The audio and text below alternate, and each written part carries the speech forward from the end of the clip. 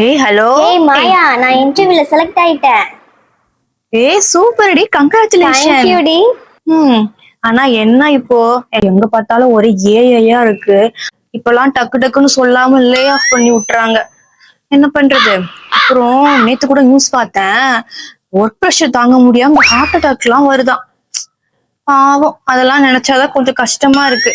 அப்புறம் இந்த மூளையில போற நரம்பு இருக்குல்ல, அது டென்ஷன் தாங்க முடியாம திடீர்னு. சாமி, உன்கிட்ட சொன்னதுக்கு என்ன செருப்பாலே அடிச்சுக்கணும். வைடி போன முத.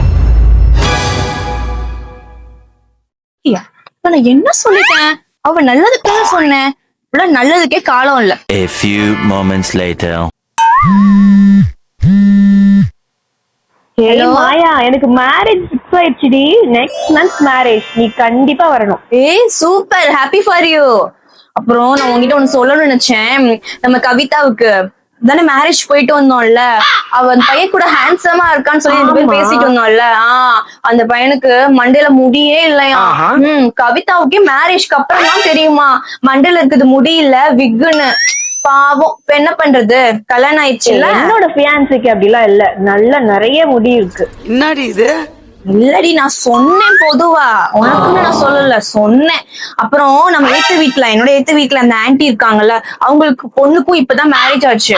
நல்லதான் இருந்தா கல்யாணத்தப்பெல்லாம், திடீர்னு கல்யாணத்துக்கு 2 நாளுக்கு அப்புறம் குடிக்க ஆரம்பிச்சுட்டான். என்ன பிரச்சனையோ என்னன்னே தெரியவே இல்ல.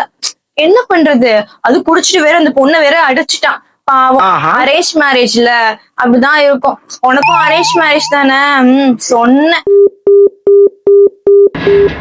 தோத்துக்கிட்டே இருக்கீடா. நம்ம நல்லது தானே சொல்றோம். உனக்கு இதெல்லாம் தேவையா? பேசாம என் வேலையை பார்த்து நான் இருந்திருக்கலாம். பாவியலா, இப்படி தாண்டா அசிங்கப்படுறதுனா வாழ்க்கையில. நல்ல வேலைப்பா, யாரும் பார்க்கல. தேக்குடா முடியுமா?